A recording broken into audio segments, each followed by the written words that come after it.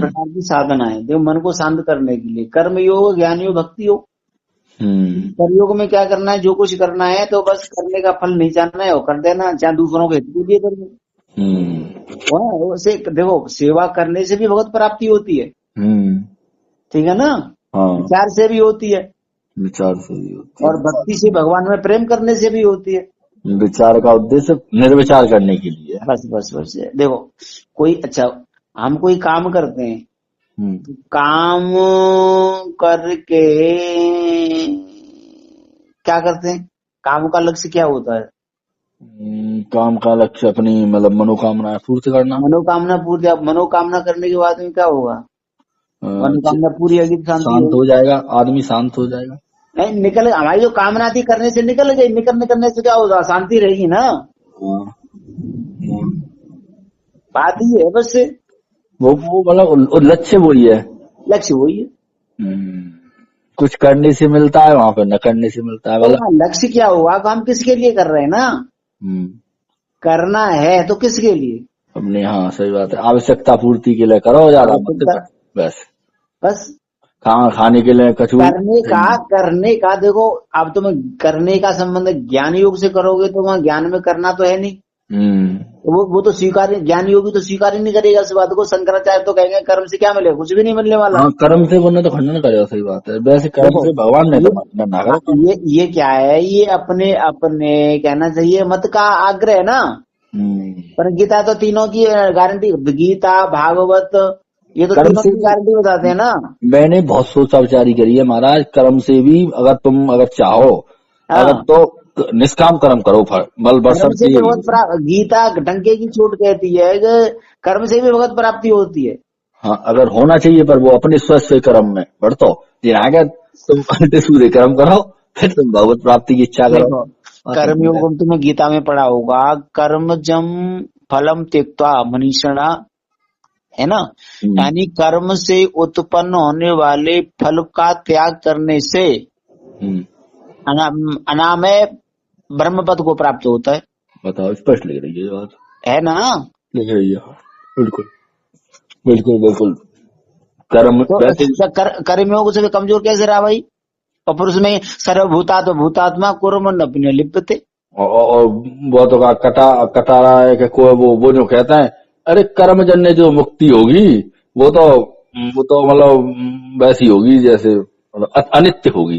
कर्म अनित्य की प्राप्ति कराता है। उनको पता नहीं है ना, कर्म अनित्य की प्राप्ति कराता है मानता है, लेकिन वैसा कर्म कराता है जो फल की इच्छा वाला है। जो निष्काम कर्म है वो तो नित्य की प्राप्ति कराता है। आप फल की इच्छा से करेंगे तो उसका जब कर्म अनित्य है तो कर्म सामग्री अनित्य है तो उसका फल भी तो अनित्य होगा।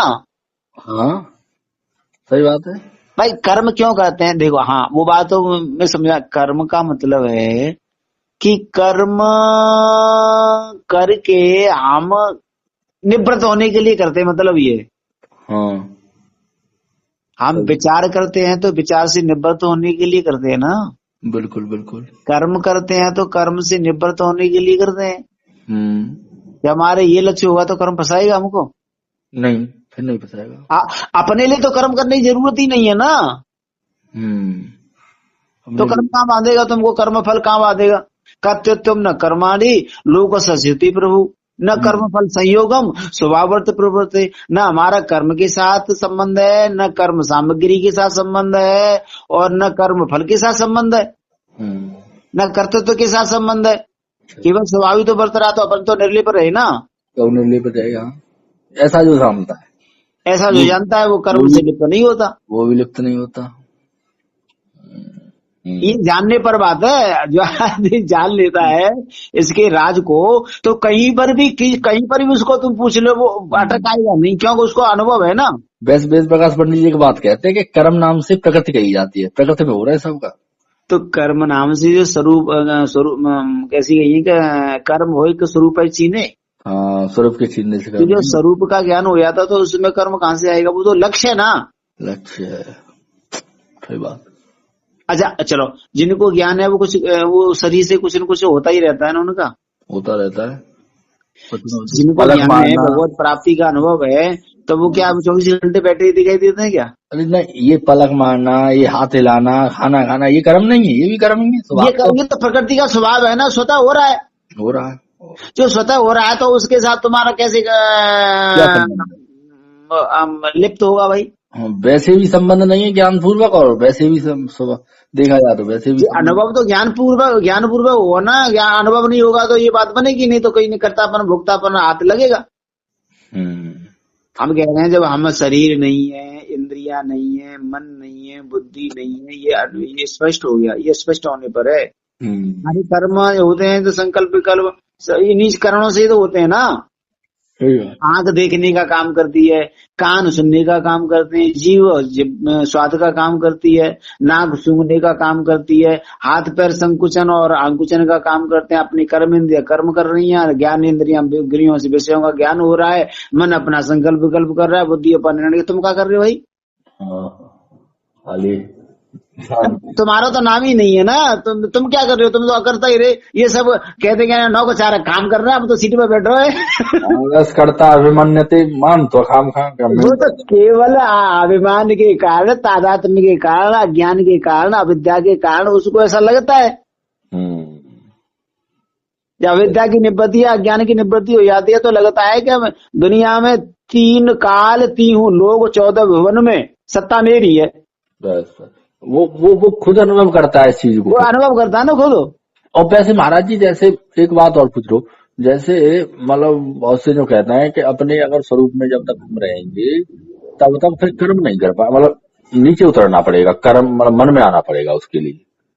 वो देखो, अब संसार व्यवहार में आओगे तो संसार व्यवहार में तो ये अगर मान लो कुछ थोड़े समय के लिए हम संसार व्यवहार में आ गए तो जो जान लेता है ना तो लिप्त नहीं होता वो।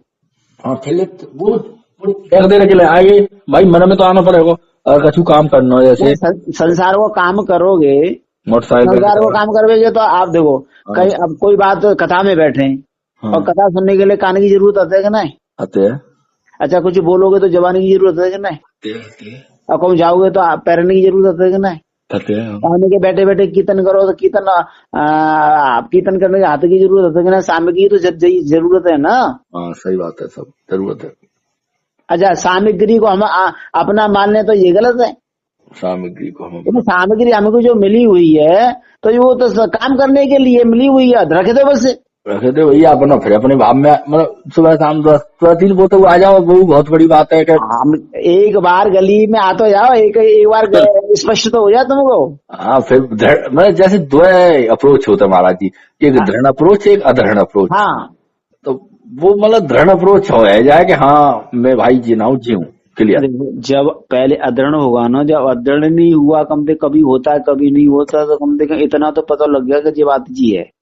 आज हमें अदृढ़ हो रहा है, मान लो एक क्षण के लिए भी हो गया तो कई ज्यादा भी हो जाएगा, एकदम स्थिरता आ जाएगी हमारे अंदर। तो शुरुआत तो फर्क होना चाहिए ना। एक संग बहू आगे नहीं है, एक संग सासू बन जातेगा ना बनते। तो वैसे परमानंद जी महाराज एक बात कहता है कि बाद में हमारे और लाओ। हाँ, तो आदमी हर वक्त ब्रह्म भाव में रहता है ना, वही तो ना, ऐसा है ही नहीं कोई। आना पड़ेगा भाई नीचे, तो हर समय तो कोई नहीं रहता है ना, ये बात बड़ी है। फिर काय को ब्रह्म ज्ञानी? अरे यही तो बात है ना, हर समय नहीं रहता, व्यवहार में होता है तो नहीं रह पाता। हाँ, सही बात है। पर इसका मतलब ये नहीं है कि बिल्कुल ही नहीं रहता, बिल्कुल ही वो मामूर्ख हो, ऐसा भी नहीं है। वो जानता है ये कर्म जो मुझ में नहीं है, वो बस। हाँ, असीमानंद जी महाराज जी एक बात कहते हैं, हमारे जो अल्मोड़ा बार है ना, हाँ, वो जय ग्रुप में, तो उन्होंने कही कि मतलब संत के पास मन भी होता है, बुद्धि भी होती है, अहंकार भी होता है, लेकिन उसके पास चित्त नहीं होता। चित्त माने चित्त में जो वासना है, संस्कार है, हाँ हाँ, वो नहीं होते उसके। तो उसमें क्या है कि उसमें देखो चित्त जब लीन हो जाता है ना, लीन होता है काम करने के लिए, फिर क्या कहता है खड़ा हो जाता है, करता है तो बिना वो क्या मत चित्त सर्व दुर्गानी मत प्रसाद तरसी, चित्त को मेरे में लगा दे, मेरे में लगाने से सारे तेरी सब समस्या खत्म हो जाएगी और मेरी प्राप्ति हो जाएगी। और एक बात और कही उनने कि जिसका चित्त को पता चल जाता है और जो परमात्मा की प्राप्ति हो जाती है तो उसको पूर्व जन्म का भी ज्ञान हो जाता है क्या स्वामी जी? ये देखो फालतू की बात है, इससे कुछ नहीं होगा। ना- स्वरूप में किसी प्रकार की कोई आवरण नहीं है तो वो कौन सबकी जानकारी रखो तो सबकी। चित्त में तो हो, हाँ चित्त में होगी तो बहुत वो तो कम। वो चित्त में हो तो वो चित्त से कोई संबंध विच्छेद नहीं होता, वो तो स्वरूप से सच्चिदानंद स्वरूप होता है। ये तो उन लोगों की बात है जो समाधि वाले हैं। पूर्व जन्म देखना है उसको, हाँ हाँ, क्या जरूरत है अच्छा, पूर्व जन्म। जैसे मान लो देखो, बिजली से दुनिया में जितनी है फैक्ट्री है सब चल रही है।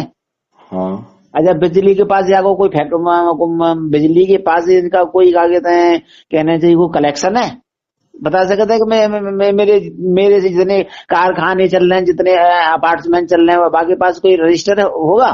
नहीं नहीं, कोई वो नहीं है उसके पास, उसके पास कोई वो तो सत्ता मात्र है ना। वो लोग तो दिमाग में ये रखते हैं, क्या कहते हैं कि भाई सब कुछ ही पोते का लेना देना बातें। अब वो वाला चित्त की थोड़ा वो करते हैं, उनमें विज्ञान है उनका तो उससे जान लेते हैं। वो हाँ, वो दूसरा है, अलग है, वो अलग है, अलग मैटर है, बापू वो अलग मैटर है, उससे मत जोड़ो। वो तो सत्ता मात्र है, सच्चिदानंद स्वरूप है, उसको करने की या न करने की कोई टेंशन ही नहीं है। ये बात बताऊं, ये ब्रह्म ज्ञान है ना, ये ईश्वर से भी ब्रह्म ज्ञान कीमत का है। सही बात है, ईश्वर से भी बड़ा। हाँ, ब्रह्म ज्ञानी को खोजे महेश्वर, ब्रह्म ज्ञानी आप परमेश्वर। सही बात है, सही बात है। जो लोग सुन के नहीं आए, जो समझ ठंडा लग जाएगी। हाँ सही। सुनना भी इनको महाराज अच्छा नहीं लगता, सुनना भी अच्छा नहीं लगता। अनुभव की तो बहुत भाई, सुनना भी इन लोगों को पसंद नहीं आता। सुनने से भी लोग दुश्मन बन जाते हैं, यार वो तो पूरा परमात्मा बनना। हाँ मैं कहता रहा हूँ उसे। हाँ, मैं नहीं बोला बोला तू मत बोला कर ऐसी तुमने कह दी, कहा कहते कहा, उनको बंडर मचा रही थी, काका फाका था। क्या कह रहे और तुम्हारे